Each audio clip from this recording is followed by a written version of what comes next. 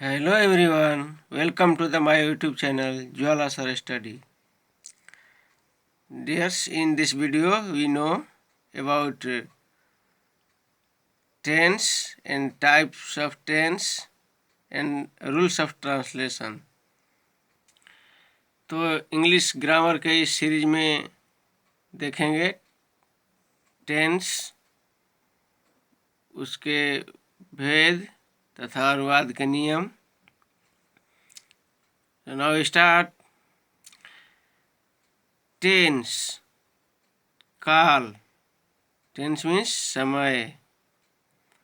The definition of tense: the tense stand for a verb form of series of verbs formed to express a time relation.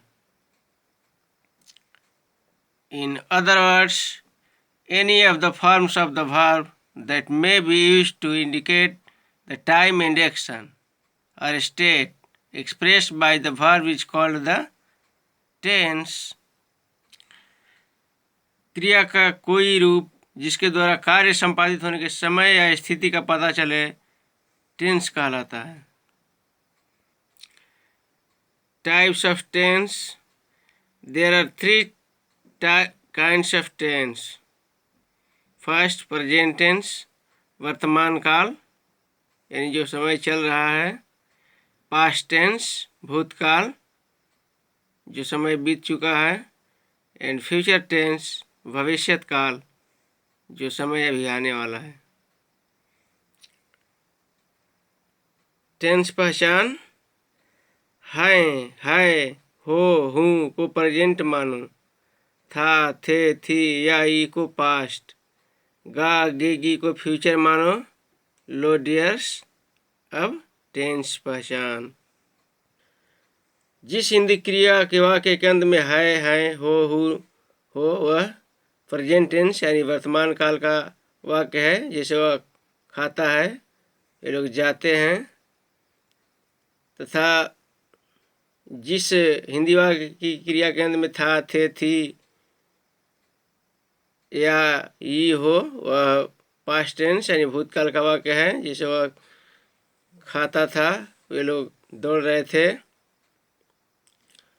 तथा जिस हिंदी वाक्य की क्रिया के अंत में गा, गे, गी हो वह फ्यूचर टेंस का वाक्य है. जैसे हम लोग पढ़ेंगे, वे लोग खाएंगे. प्रत्येक टेंस के 4 फॉर्म होते हैं. फर्स्ट, सिंपल और इंडेफिनिट, सामान्य. सेकेंड, इम्परफेक्ट और कंटिन्यूअस और प्रोग्रेसिव, अपूर्ण. Third, perfect non progressive means पूर्ण. एंड फोर्थ, परफेक्ट कंटिन्यूअस और परफेक्ट प्रोग्रेसिव लगातार पूर्ण. टेंस भेद को पहचानने के लिए पोएम है. से तक आकर समय बतावे, परफेक्ट कंटिन्यूअस कहलावे. रहा रही आवे तो केवल कंटिन्यूअस बतलावे. चुका लिया गया होवे तो टेंस भेद परफेक्ट है होता. इन्हें छोड़ बाकी चिन्हों पर केवल इंडिफिनिट होता. यानी जिस हिंदी वाक्य में से, तक तथा समय भी दिया हो तो परफेक्ट कंटिन्यूअस का वाक्य है. रहा रही हो तो केवल कंटिन्यूअस का वाक्य है. और जिस वाक्य में चूका लिया दिया गया हो तो वह परफेक्ट टेंस का वाक्य है. और बाकी चिन्ह जिनमें समय, रहा रही और चूका नहीं हो तो वह केवल इंडेफिनिट का वाक्य होता है. अब देखेंगे प्रेजेंट टेंस और ट्रांसलेट के नियम. प्रेजेंट इंडेफिनिट, सामान्य वर्तमान काल. जब कोई काम वर्तमान समय में होता है तो इसका बोध प्रेजेंट इंडेफिनिट टेंस से होता है. इसका पहचान: जिस हिंदी वाक्य की क्रिया के अंत में ता है, ती है, ते हैं, ते हो इत्यादि पाया जाता है। जैसे वे लोग खेलते हैं, हम लोग दौड़ते हैं। प्रेजेंट इंडिफिनिट के ट्रांसलेट के नियम। प्लूरल नंबर तथा आई वी यू दे के साथ वर्ब की फर्स्ट फॉर्म लगाई जाती है, जबकि ही सी इट तथा सिंगुलर नंबर के साथ वर्ब की फर्स्ट फॉर्म के साथ एस या ई एस लगाया जाता है। यदि vowel A E I O you से अंत हो और कर्ता सब्जेक्ट सिंगुलर नंबर एक वचन हो तो वर्ब की फर्स्ट फॉर्म के साथ ई एस लगाया जाता है। जैसे गो का अंत ओ से हुआ है, so go plus E S equal to goes. Eat का अंत टी से हो तो ईट प्लस एस ईट्स। जैसे वह जाता है, ही गोज। वह खाता है, ही ईट्स। निगेटिव सेंटेंस नकारात्मक वाक्यों में सब्जेक्ट के बाद डू नॉट या डज नॉट का प्रयोग होता है। जैसे मैं नहीं खाता हूँ, आई डू नॉट ईट और आई डोंट ईट। राम नहीं खाता है, राम डज नॉट ईट या राम डजंट ईट। प्रश्नात्मक वाक्य यदि क्या से शुरू हो तो वाक्य का अनुवाद डू और डज से शुरू किया जाता है, तब नॉट प्लस वर्ब की फर्स्ट फॉर्म रहता है। जैसे क्या सीता गाती है, डज सीता सिंग। क्या आप अंग्रेजी नहीं जानते हैं, do you not know English. Next present continuous tense और इम्परफेक्ट प्रोग्रेसिव।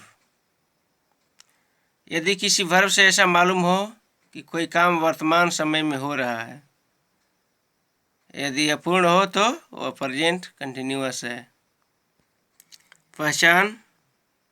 जिस हिंदी वाक्य की क्रिया के अंत में रहा हूँ, रही हूँ, रहे हैं इत्यादि हो तो वह प्रेजेंट कंटिन्यूअस का वाक्य है। जिसे मैं पढ़ रहा हूँ। Rules of translate.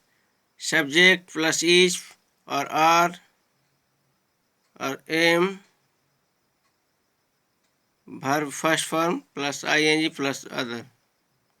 आई के साथ एम, ही सी इट तथा सिंगुलर नंबर के साथ इज और यू ई दे तथा प्लूरल नंबर के साथ आर लगाकर वर्ब की फर्स्ट फॉर्म के साथ आई एन जी लगाई जाती है।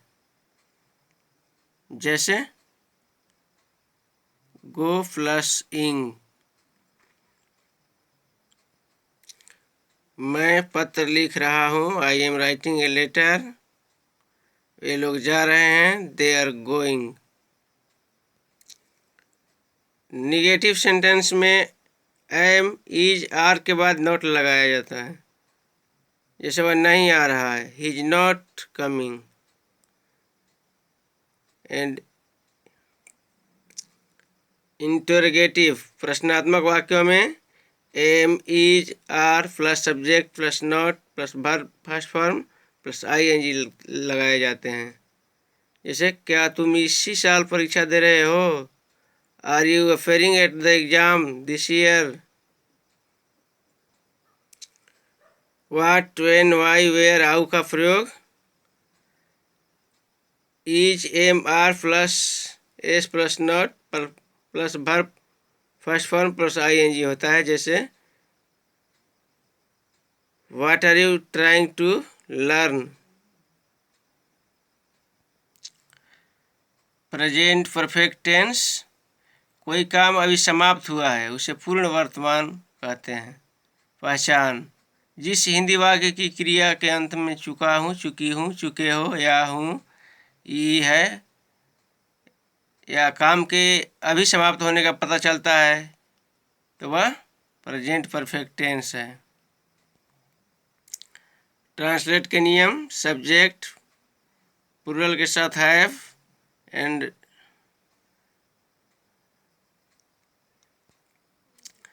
आई, वी, यू, दे और प्लूरल नंबर के साथ हैज लगाकर वर्ब की थर्ड फॉर्म लगाई जाती है।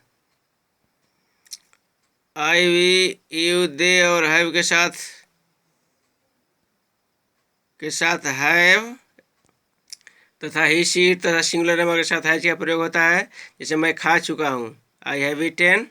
वे लोग नहीं सोए हैं, दे हैव नॉट स्लेप्ट। क्या वह अपना काम नहीं कर चुकी है, has she not done her work. तुमने परीक्षा की तैयारी कैसे की है, how have you prepare for exam. Present perfect tense के साथ भी फोर और सीन्स का प्रयोग होता है।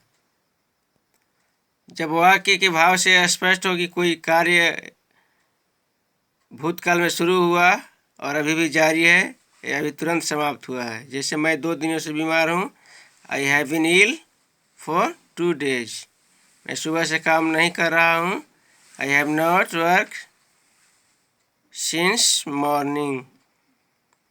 तुम कब से व्यस्त हो, since when have you busy.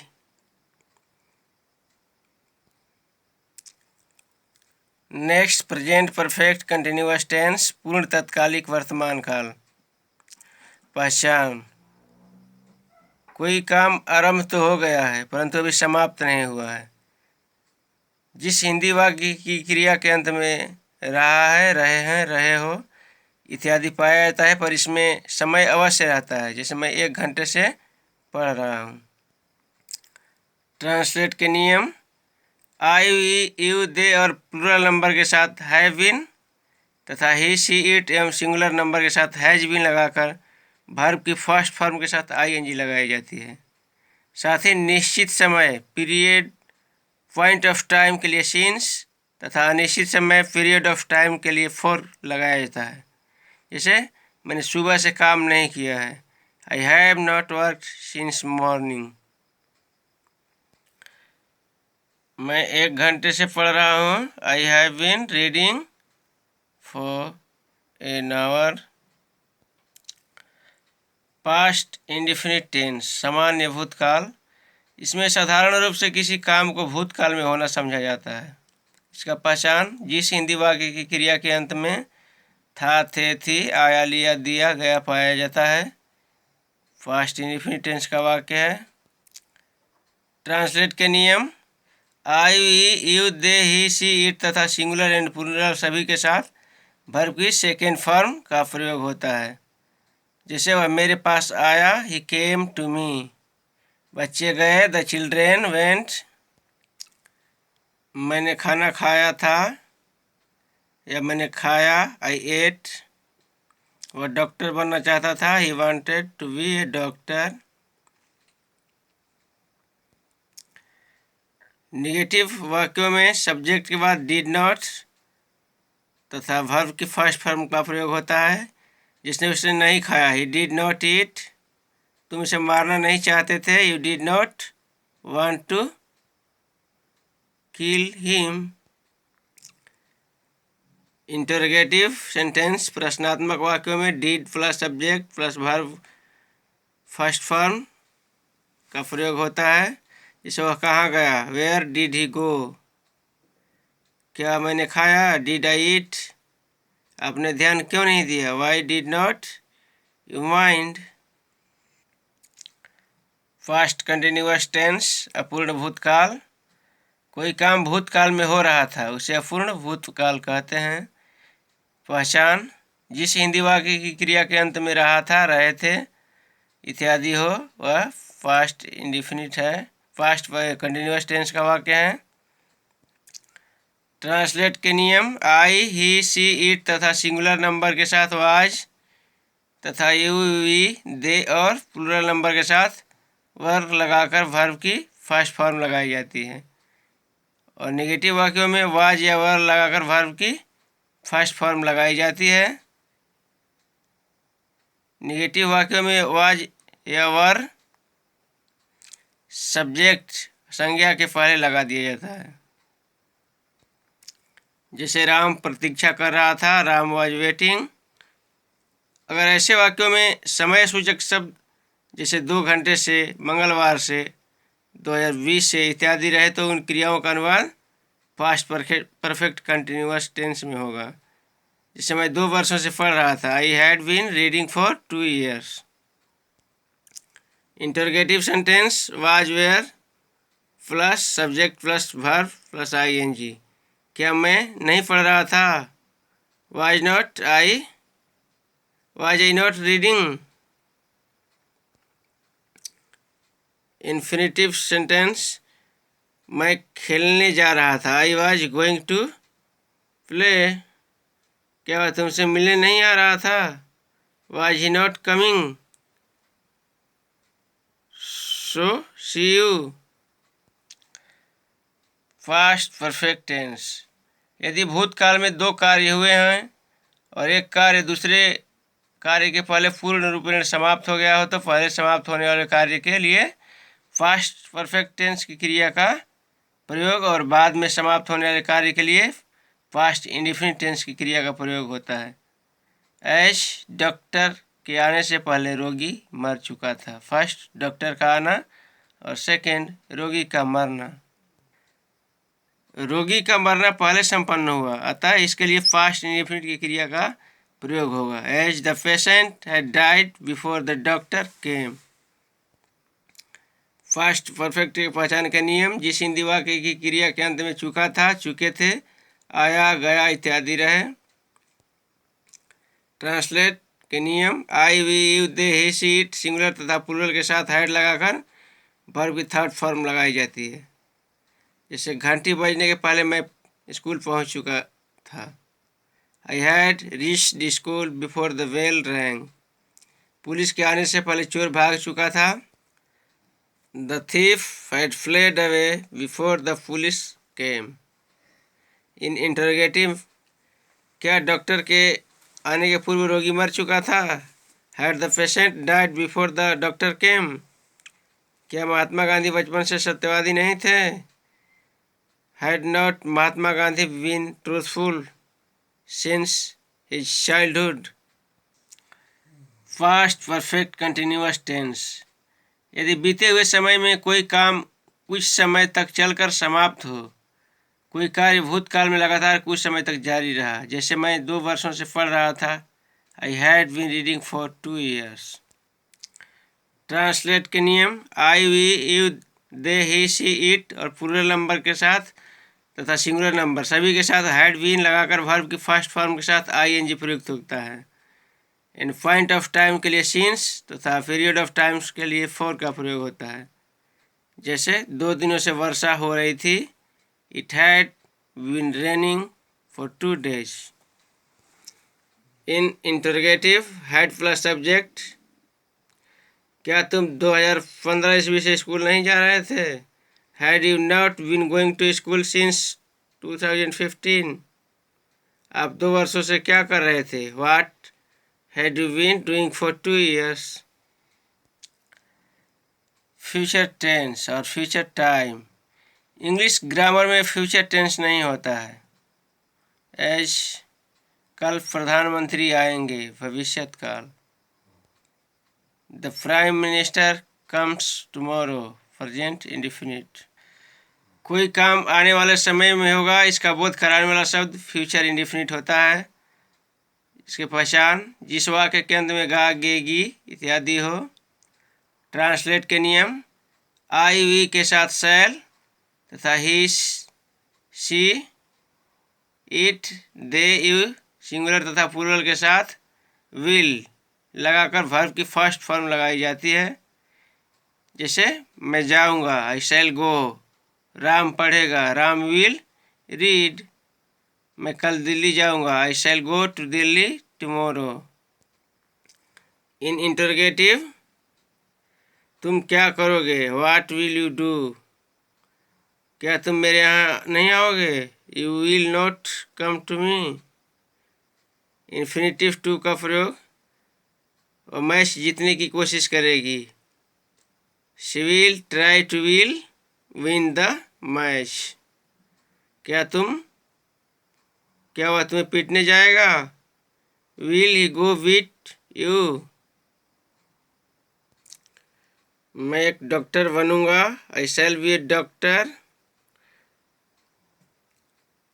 आप दवा लेंगे अच्छे हो जाएंगे, if you take medicine you get well.